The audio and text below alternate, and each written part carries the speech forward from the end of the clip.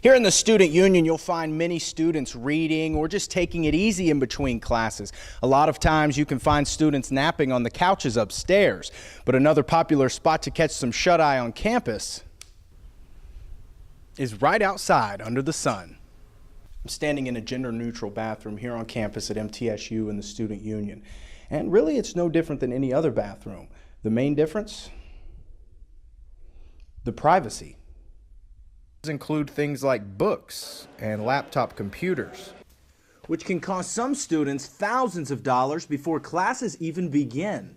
There have been reports of protests in over 25 cities across the United States. So far, Nashville has only had a few, one in particular on a college campus. Most residents say they have heard no reports of protests in this area, and they hope the peace continues.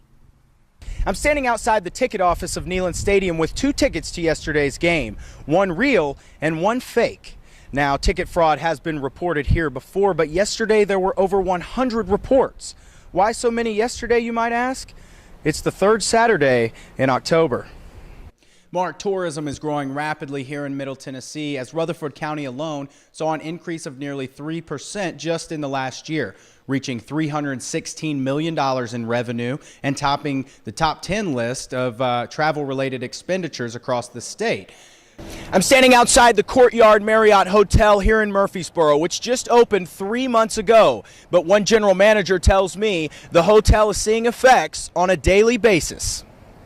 Mark, the Walker Library is offering tutoring services now starting August 29th. Now, services started in August of 2013, but a study has showed that it has improved student success as opposed to those students who have not been offered the services. The initiative is offered by the Quest for Student Success, an ongoing program dedicated to improve student success on campus. There are exactly 18 days until the May commencement for graduating seniors at MTSU. And although it's an exciting time to reminisce with friends for the final few weeks, the stress of final exams are starting to kick in. But seniors aren't the only students trying to make the last few weeks as stress-free as possible. Take Jonathan and Hannah, for example, two sophomores who are trying their best to maintain a balanced schedule and avoid a stressful end to the semester. Honestly, you just do the word. Usually I try to make time that I have to hang out with friends, like have that balance between working really hard and then doing things enjoyable with them. Or Brian, a freshman at MTSU who is experiencing his first full year as a college student. I'll just sit around with some friends, talk and stuff, I just kind of talk about something else other than finals, and then we'll discuss about the topics on finals. Here in the Student Union, you'll find many students reading or just taking it easy in between classes. A lot of times you can find students napping on the couches upstairs. But another popular spot to catch some shut-eye on campus is right outside under the sun. But for students like Brianna Frierson, the stresses of balancing work and school can be tough, especially if you're a senior. I'm trying not to think about it because on top of the stress, it's more so taking it day by day now because you have graduation on top of finishing classes, on top of trying to finish strong. So on top of all that, the word stress makes you more stressed out. With only 2 weeks left until finals begin, students are studying hard. Hopefully your conduct mirrors your character. And taking notes, one shot at a time. How do you guys define ethics? For News 3, I'm Tanner Stewart. Thanks, ladies. Well, it seems as Nashville grows, so does Murfreesboro. And we're starting to see a lot of new kinds of restaurants and hotels pop up around the city. But a new venue may be attracting even more tourists now. Historic downtown Murfreesboro is full of rich history, like the 100-year-old City Cafe or the Jazz Fest every May.